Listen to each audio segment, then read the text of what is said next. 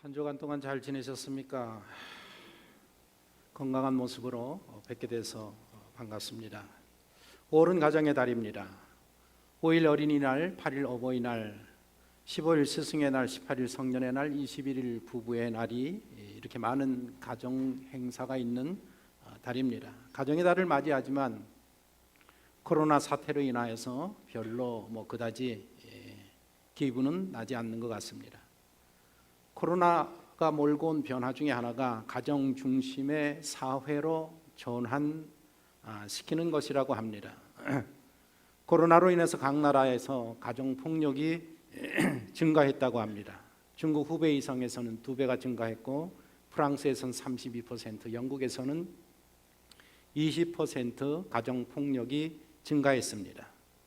이유는 사람들이 집에 너무 많은 시간을 보내는 것과 경제적인 손실을 요인으로 꼽고 있습니다. 그런데 한국은 가정폭력이 오히려 감소했다고 합니다. 왜 이렇게 이상한 현상이 벌어질까 연구해 보니까 가정폭력은 보통 음주한 남성으로 인해서 이루어지는데 직장에서 회식이 줄고 또 술자리가 많이 줄었기 때문에 그런 것이 아닌가라고 분석을 하고 있다고 합니다. 코로나로 인해서 가정의 변화가 일어나고 있는데 둘 중에 하나입니다. 이 코로나로 인해서 가정의 관계들이 가족들의 관계들이 돈독해지는 가정이 있는가 하면 오히려 그 관계가 깨어져 나가는 가정이 있다는 것입니다. 여러분들의 가정은 어떤지 모르겠습니다. 좋아지는 쪽인지 좋아지지 않는 쪽인지. 오늘 본문은 두 가정에 대한 이야기입니다. 노아의 가정과 롯의 가정입니다. 롯의 가정은 노아의 가정은 인류가 멸망할 때 구원받은 가정이고 롯의 가정은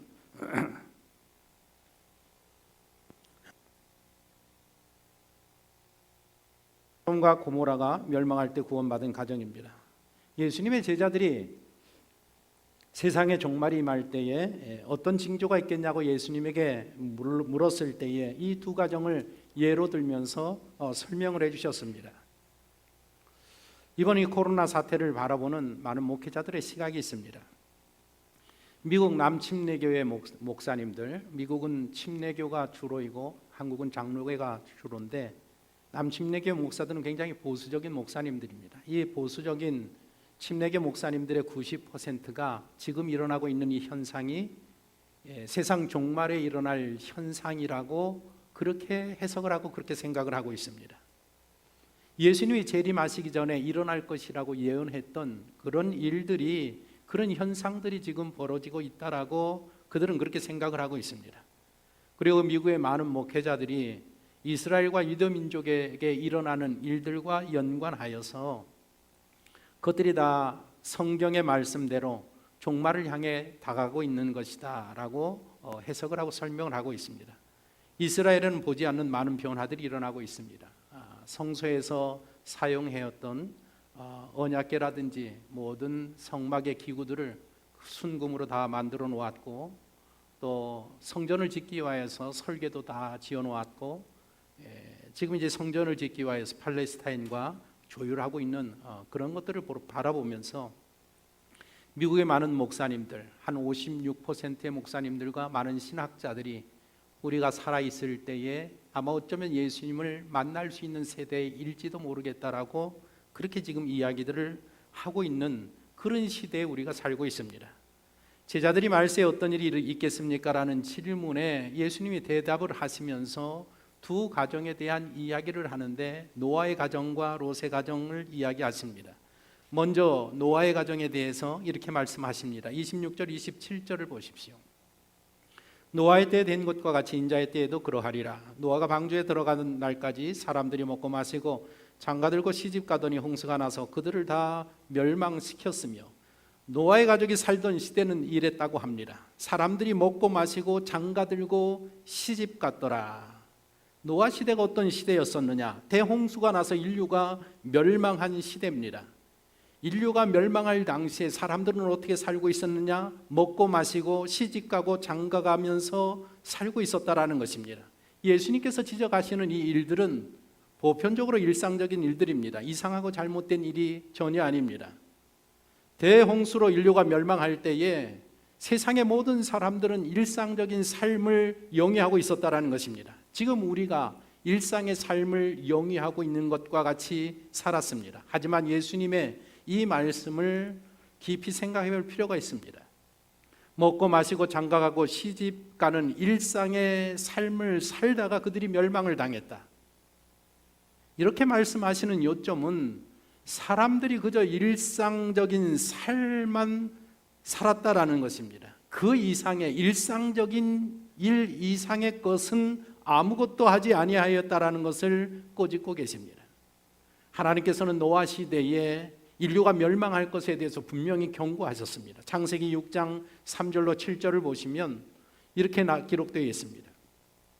여호와께서 이르시되 나의 영이 영원히 사람과 함께 하지 아니하리니 이는 그들이 육신이 됨이라. 그러나 그들의 날은 120년이 되리라 하시니라. 당시 땅에는 네피림이 있었고 그 후에도 하나님의 아들들이 사람의 딸들에게로 들어와 자식을 낳았으니 그들은 용사라 고대의 명성이 있는 사람들이었더라. 여호와께서 사람의 죄악이 세상에 가득함과 그의 마음으로 생각하는 모든 계획이 항상 악할 뿐임을 보시고 땅 위에 사람 지으셨음을 한탄하사 마음에 근심하시고 이르시되 내가 창조한 사람을 내가 지면에서 쓸어버리시되 사람으로부터 가축과 기는 것과 공중의 새까지 그리하리니 이는 내가 그것들을 지었음을 한탄함이니라 하시니라. 노아 시대 사람들에게 심판하시기 전에 하나님이 경고하셨습니다. 120년 후에 모든 것들을 심판하시겠다고 120년이라는 데드라인을 분명하게 정해 주셨습니다. 이런 옐로우 카드를 받았으면 하나님의 심판에 대해서 깊이 생각하고 어떻게 해야 될 것인가를 깊이 고민했어야 된다는 것입니다. 120년이라는 기간 동안에 그들은 하나님의 말씀을 듣고 경고를 듣고 그 문제에 대해서 어떻게 해결할 것인가에 대한 깊은 생각과 방책이 있었어야 하는 것입니다. 하지만 사람들은 하나님의 경고를 무시했습니다. 신경 쓰지도 않았습니다. 그저 매일 먹고 마시고 장가가고 시집가는 일상생활을 변함없이 누리고 있었습니다. 그러나 경고를 받은 노아 가족은 산에 올라가서 방주를 만들기 시작합니다. 노아 가족은 하나님의 경고를 심각하게 받아들였고 대책을 세워나가기 시작했습니다. 그런 노아의 가족 모습을 본 세상 사람들은 비웃기 시작합니다. 멍청한 일을 한다, 쓸데없는 일을 한다. 이것이 노아 시대에 살고 있었던 사람들의 모습이었다라고 예수님이 말씀하고 계십니다. 노아 시대는 어떤 시대였었느냐? 인류가 멸망하던 그 시대 사람들은 어떻게 살았느냐? 먹고 마시고 장가가고 시집가는 일상의 삶에 전심하면서 살았다라는 것입니다. 노아 시대에 나타난 두 번째 특징으로 예수님은 하나님의 아들들의 타락을 꼽고 계십니다. 창세기 6장 2절을 보면 사람이 땅 위에서 번성하기 시작할 때 그들에게서 딸들이 나니 하나님의 아들들이 사람의 딸들의 아름다움을 보고 자기들이 좋아하는 모든 여자를 아내로 삼는지라.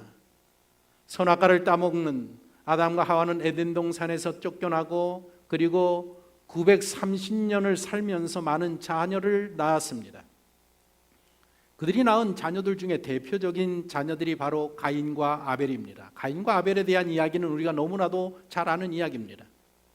가인이 아벨을 죽이는데 왜 죽이느냐? 하나님께서 동생 아벨의 제사는 동생의 예배는 받으시면서 내 제사 내 예배는 받지 않는다는 이유로 동생을 죽였습니다. 종교적인 이유로 살해했다라는 것입니다. 가인이 아벨을 죽인 사건은 인류사에서 최초로 발생한 종교적 핍박이었었습니다. 이 살인 사건 이후로 인류의 카인주의가 발생합니다. 자신의 목적을 이루기 위하여서 힘과 폭력을 사용하는 그 힘과 폭력을 숭상하는 카인주의가 이 세상에 시작되었습니다.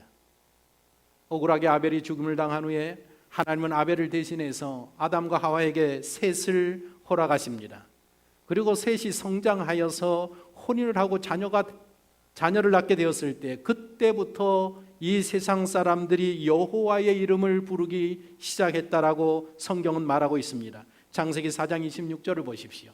셋도 아들을 낳고 그의 이름을 에노스라 하였으며 그때 사람들이 비로소 여호와의 이름을 불렀더라. 여호와의 이름을 불렀다라는 것은 믿음으로 살아가는 사람들이 하나의 그룹이 되고 공동체로 나타나기 시작했다라는 것입니다.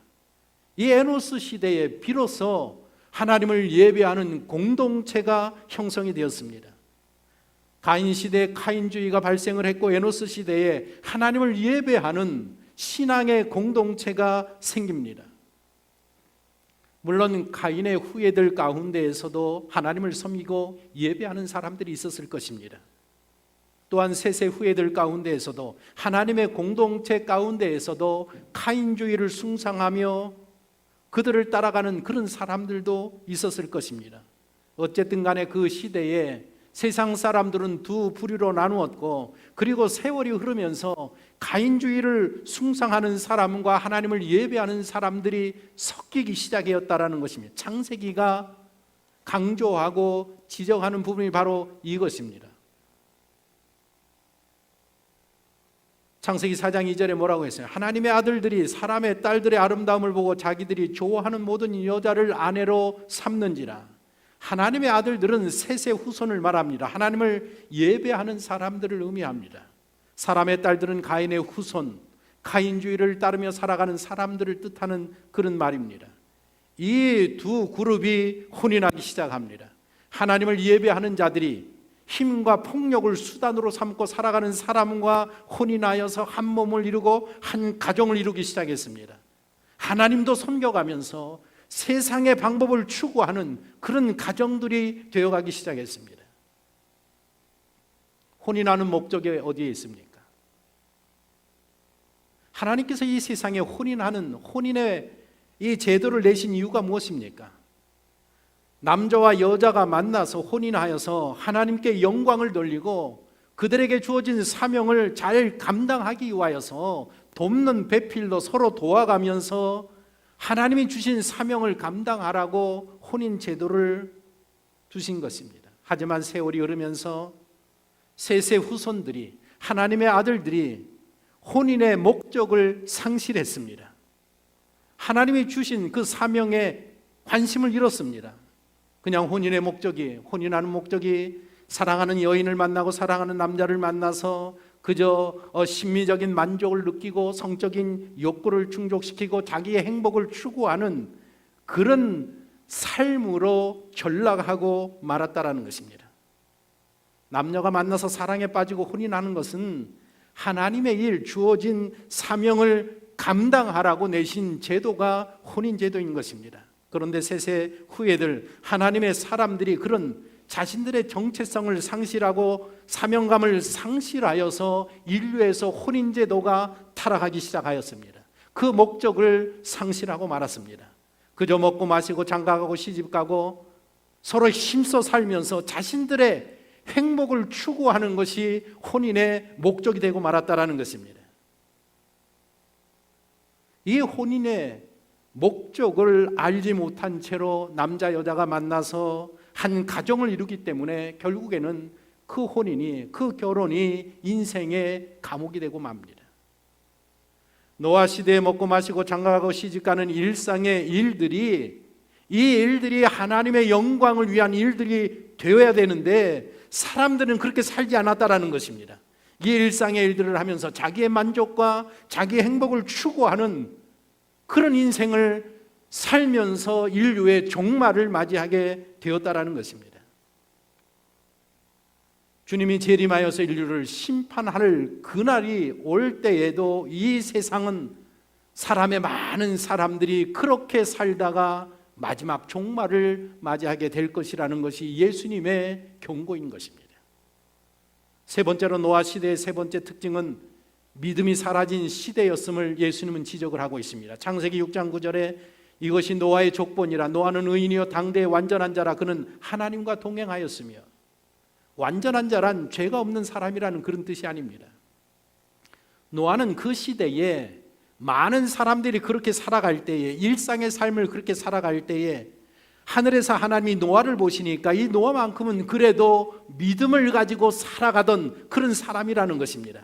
그래서 믿음을 가지고 하나님과 동행하는 신앙의 삶을 사는 사람이고, 그런 노아의 믿음을 보시고 하나님께서 노아를 의롭다 여기시고 구원함을 받은 하나님의 자녀가 되었다라는 그 뜻이 당대의 완전한 자라는 뜻입니다. 노아는 세상에 만연한 악에 대해서 하나님이 심판하실 것을 믿었습니다. 하나님이 경고하시는 그 경고를 하나님의 말씀으로 믿었습니다. 그리고 그 심판 가운데 하나님이 나를 지켜주시고 나를 보호하시고 우리 가족을 구원해 주실 것을 노아는 믿었다라는 것입니다. 그런 믿음으로 살았던 사람이 바로 노아입니다. 그래서 노아는 가족들에게 신앙 교육을 시킵니다. 부지런히 아침마다 저녁마다 하나님의 말씀을 자녀들에게 가르치고 함께 모여서 예배를 드리면서 신앙의 공동체로 세워갑니다. 모든 사람들의 조롱과 비웃음 속에서 노아의 8명의 가족이 방주를 짓는 모습을 여러분들 한번 상상을 해보십시오. 120년 후에 있을 하나님의 그 심판의 말씀을 믿고 그 8명의 식구들이 산에 올라가서 그 커다란 방주를 지어가는 노아의 가족을 상상해 보십시오. 그 시대에 8명의 노아 가족만이 거룩한 교회로 존재하고 있었다라는 것입니다. 그들에게 주어진 사명, 세상을 향하여서 하나님의 심판을 경고하고 회개하고 하나님께 돌아올 것을 전하는 그 사명이 주어졌는데, 그들이 거대한 방주를 함께 지어가면서 하나님의 말씀을 선포하는 믿음의 행위를 이어가고 있다는 것입니다. 예수님이 지금 말씀하시는 것이 무엇인가 하면, 말세에 주님이 재림하실 때에 그때에도 이 세상에는 노아 가족과 같이 믿음으로 그 가정을 세워가는 가정이 있을 것이라는 것을 이야기하고 있습니다. 이 말세가 가까운 이 시대에 여러분들의 가정이 노아의 가정과 같이 되어지기를 간절히 소원합니다. 두 번째로 예수님은 롯의 가정을 설명하십니다. 본문 28절에서 30절 말씀입니다. 또 롯의 때와 같으리니 사람이 먹고 마시고 사고 팔고 심고 집을 짓더니 롯이 소돔에서 나가던 날에 하늘로부터 불과 유황이 비오듯 하여 그들을 멸망시켰느니라. 인자가 나타나는 날에도 이러하리라. 예수님의 말씀을 보면 롯의 시대는 노아 시대보다 훨씬 문명이 발달한 시대인 것을 발견하게 됩니다. 사람들이 사는 모습을 이렇게 묘사하고 있습니다. 사람들이 먹고 마시고 사고 팔고 심고 집을 짓더니, 노아 시대에 그랬던 것들처럼 사람들이 먹고 마셨습니다. 시집가고 장가가고 했습니다. 그러나 거기에 더하여서 롯의 시대는 사고 팔고 심고 집을 짓는 일들이 더해지고 있습니다.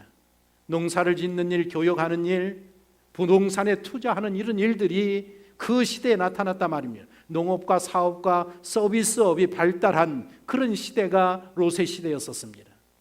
롯의 시대는 기원전 1900년대입니다. 지금으로부터 약 4000년 전에 롯이 살았습니다. 우리나라 삼국시대가, 우리나라 고려, 고구려, 신라, 백제 시대가 기원전 56년쯤 됩니다. 그런데 기원전 1900년대라고 하면 얼마나 오래된 이야기입니까? 그런데 그런 오래된, 벌써 지금으로부터 4000년 전의 이야기인데, 그 시대에, 롯의 시대에, 아브라함 시대에 벌써 사람들이 문자를 가지고 소통하기 시작합니다. 하무랍이라는 사람을 여러분들 아실 것입니다. 최초의 법전을 만들어낸 왕입니다. 그 사람이 아브라함 시대에 살았던 사람입니다. 그 하무라비가 벌써 그 시대에 4000년 전에 인류의 위대한 법전을 만들어냈습니다. 롯이 살던 시대의 소돔과 고모라는 에덴 동산과 같았다고 했습니다. 물질 문명이 고도로 발달한 것이 바로 소돔과 고모라였었습니다.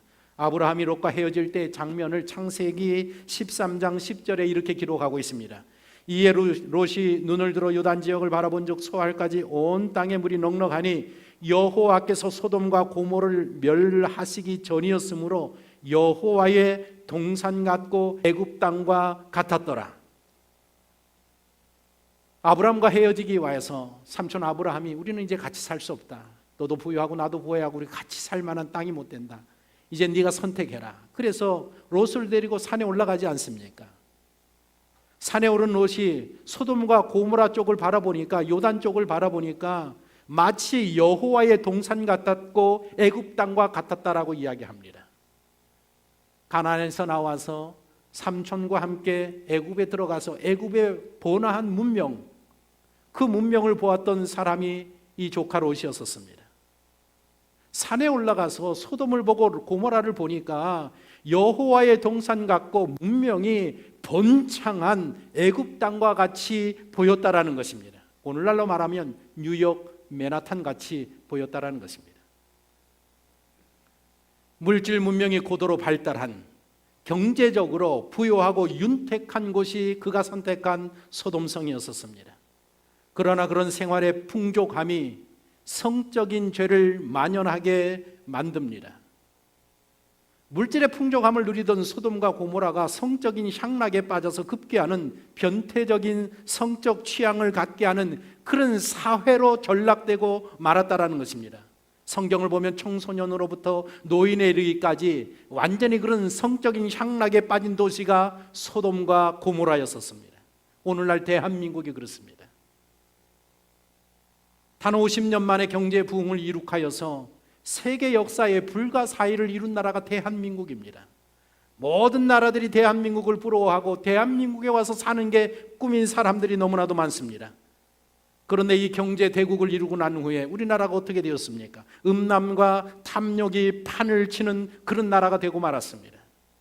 젊은이들은 음란물을 만들어내기 위하여서 열심히 머리를 짜내고 모든 못된 짓을 다 하면서 나이 든 관료들은 성추행과 성폭행을 일삼는 그런 부패하고 타락한, 성적으로 타락한 대한민국이 되었습니다. 대한민국이 21세기 소돔과 고모라와 다를 것이 없습니다. 전 국민의 10%, 20%가 바람을 피고 있다고 합니다. 10명 중에 한두 명은 다 바람을 피고 있는 나라가 대한민국입니다. 어린아이들 이렇게 말할 것도 없습니다. 롯은 그런 소돔을 선택을 했습니다. 롯의 눈에 소돔은 여호와의 동산 같고 애국같이 보였지만 창세기 13장 12절에 보면 소돔 사람은 여호와 앞에서 악하며 큰 죄인이었더라고 했습니다. 롯의 눈에는 번화하고 윤택하고 문명이 발달하고 경제적으로 윤택한 그런 행복한 도시로 보였지만 하나님 눈에는 그 도성이 얼마나 악한지 큰 죄인인 도성이었다라고 이야기하고 있습니다. 소돔을 선택해서 그곳에 들어간 롯이 언제 혼인했는지는 알 수 없습니다. 그러나 그가 그곳에서 혼인을 해서 딸들을 낳았고 딸들이 정후한 나이가 되었다고 하면 최소한 한 20년 이상은 살지 않았는가 그렇게 추측해 볼 수 있습니다. 롯이 소돔을 선택했을 때에 롯은 그것이 하나님 앞에 큰 죄인인 도시인 것을 알지 못했습니다. 그러나 그곳에 살면서 1년, 2년, 3년, 10년, 20년을 살면서 분명히 소돔성이 얼마나 타락하고 부패하고 하나님 앞에 큰 죄인들인 것을 롯은 분명히 보았고 알았습니다. 그러면 어떻게 합니까? 믿음의 사람 롯은 그것을 일어나서 떠나야 했었습니다. 그러나 그것을 떠나지 않았습니다. 주저앉고 거기에 머물러서 살았습니다. 세상의 부유함에 붙들려서 세상의 성공과 명예를 얻기 위하여서 멸망할 소돔성에 주저앉고 거기에서 살았다라는 것입니다. 그래서 그는 그곳에서 원하는 모든 것을 얻었습니다. 그러나 그 소돔성이 멸망할 때에, 고모라가 멸망할 때에 그가 가지고 나온 것이 무엇이 있습니까? 그의 명예, 그의 재물, 그의 아내, 그가 가지고 나온 것은 사랑하는 두 딸 외에는 가지고 나온 것이 전혀 없었다라는 것입니다. 롯의 시대 소돔 사람들은 먹고 마셨고 사고 팔았습니다. 심고 집을 지었습니다.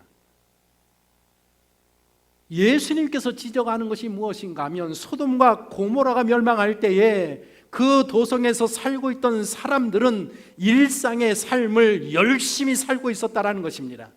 그런데 그들이 그렇게 일상의 삶을 열심히 살았던 이유가 무엇인가? 목적이 무엇인가? 무엇을 위해서 그렇게 살고 있었는가? 더 많은 죄를 짓기 위하여서 일상의 삶을 살았다라는 것입니다.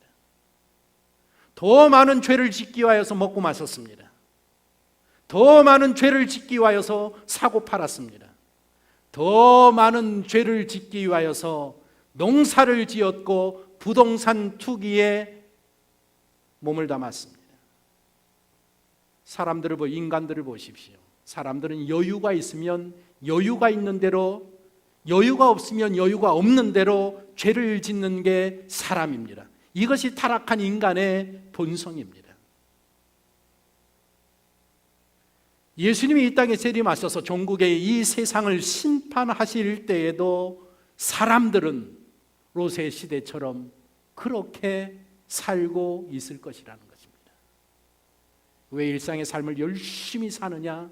더 많은 죄를 짓기 위하여서.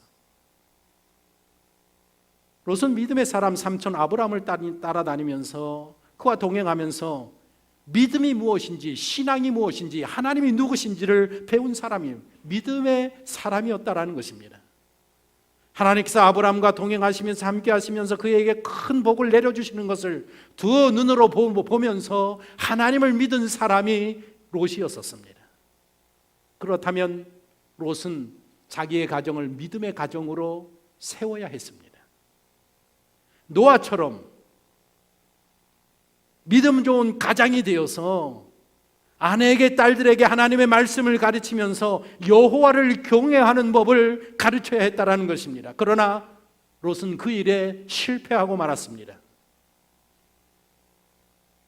사랑하는 아내도 변화시키지 못하고 사랑하는 딸들도 변화시키지 못했습니다. 가정에게 신앙을 심어주지 못하고 여호와를 경외하는 법을 가르쳐주지 못하고 예배하는 가정으로 세우지 못했다라는 것입니다. 그저 소돔에 살면서 그의 영혼이, 그의 심령이 죄 가운데 있으면서 아파하면서 고통하면서 그저 자기 신앙 하나 간신히 유지하는 그런 인생을 살고 있었다라는 것입니다. 롯의 가정도 노아의 가정처럼 소돔성에서 유일한 믿음의 가정이 되어야 했었습니다. 가정교회, 든든한 가정교회로 세워주어야 됐었고 그 가정이 그 타락하고 부패한 사람들에게 하나님을 보여주고 신앙을 보여주고 믿음이 무엇인가를 가르쳐 주어야 했다라는 것입니다. 만일 롯의 가정이 바로 섰다고 하면 아브라함의 중재가 통하여서 롯의 가정에 속해 있는 사람들 10명이 정말 믿음과 신앙으로 살았다고 하면 어쩌면 소돔과 고모라 성이 구원함을 받을 수 있었을지도 모를 일입니다. 주님이 재림하실 때 인류의 종말이 임할 때 거기에는 롯의 가정과 같은 가정들이 있을 것이라는 것입니다. 사랑하는 아내도 구원하지 못하고 사랑하는 자녀도 구원하지 못하고 간신히 자기 영혼 하나 구원함을 받는 그런 가정들이 있을 것이라는 것이 예수님의 지적인 것입니다. 코로나19 사태가 문명사의 대변혁을 가져오고 있다는 것이 각계 학자들이 이구동성으로 하고 있는 말입니다. 코로나 사태가 몰고 오는 변화 중에 하나가 바로 가정의 변화입니다. 2020년 이 인류 역사가 이제는 가정 중심 사회로 크게 전환하고 있는 그런 때에 우리가 살고 있습니다. 이런 때에 많은 신앙으로 깨어있는 자들이 예수님이 오실 날이 얼마 남지 않았다라고, 인류의 종말이 얼마 남지 아니하였다고 확실히 믿고 내가 살아있는 이 시대에 살아서 주님을 만날 수 있다라는 그런 기대를 가지고 흥분해 있는 이때에 당신의 가정은 어떤 가정입니까? 당신은 당신의 가정을 어떤 가정으로 세워가고 있습니까? 노아와 같이 모든 사람들이 하나님의 경고를 무시했을 때에 하나님의 말씀을 믿고 신앙으로 여러분들의 가정을 든든하게 세워서 여러분들의 가정이 한 교회가 되어서 부패하고 타락한 이 시대에 하나님의 말씀을 증거하고 살아계신 하나님의 복음을 전하는 그런 가정으로 세워가고 계십니까? 아니면 말세가 다가오는 이때에 롯과 같이 아내 하나 구원하지 못하고 남편 하나 구원하지 못하고 자녀들 하나 구원하지 못하고 그냥 간신히 내 영혼 하나 구원하는 그런 가정으로 세워가고 있지는 않습니까? 아니면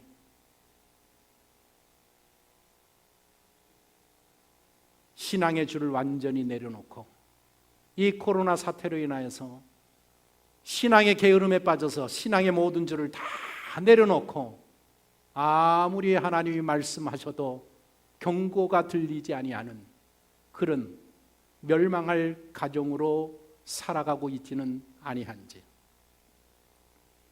5월 가정의 달을 시작하면서 나는 내 가정을, 우리의 가정을 이 말세에 어떻게 세워가고 있는가를 깊이 되돌아보면서 마지막 날 우리에게 주어진 우리의 사명을, 우리의 신앙을, 우리의 가정이 부패하고 타락하고 여호와를 신뢰하지 아니하고 하나님의 경고를 무시하는 이 세상에 실증해 보이며 하나님의 복음을 증거하는 살아있는 믿음의 가정이 되시기를 예수 그리스도의 이름으로 축원합니다.